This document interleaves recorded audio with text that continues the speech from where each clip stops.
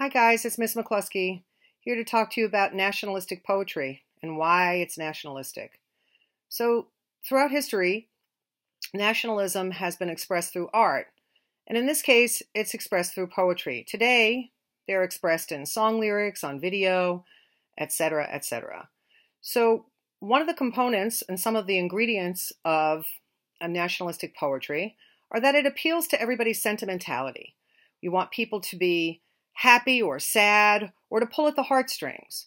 So in poetry, back in the day, that was the only form of medium. So it was done in newspapers, and there were poems in newspapers, and the way to respond to that, unlike Facebook with an instant message, was to write a letter to the editor. That was called an editorial because it had opinions. So during wartime, frequently, people would write poems and send them to the newspaper. Like you guys upload videos to YouTube or Instagram or do whatever you do, Vines, etc.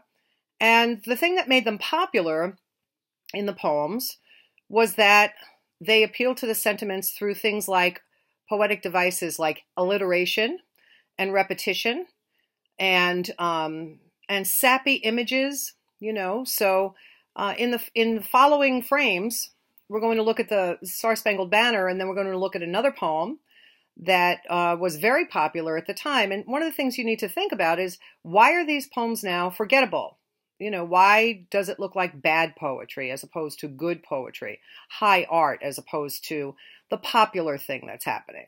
So, we see that today. One of the things that we can talk about in a commercial today that gives you an earworm and that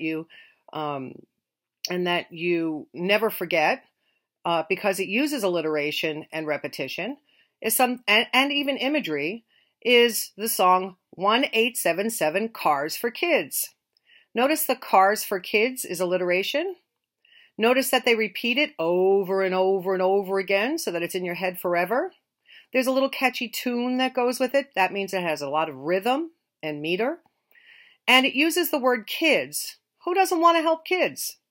So it appeals to your heartstrings. If you give away your car, kids will be helped. And that's the image that particular thing wants to promote. And they've been very successful at it. They've made lots and lots of money that way.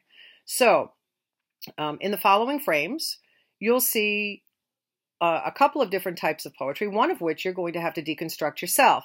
And if you need to understand how to deconstruct it from a nationalistic perspective, then go back to Module 1, PowerPoint, and understand what you did with alliteration and repetition and imagery and meter and rhythm and all of those things.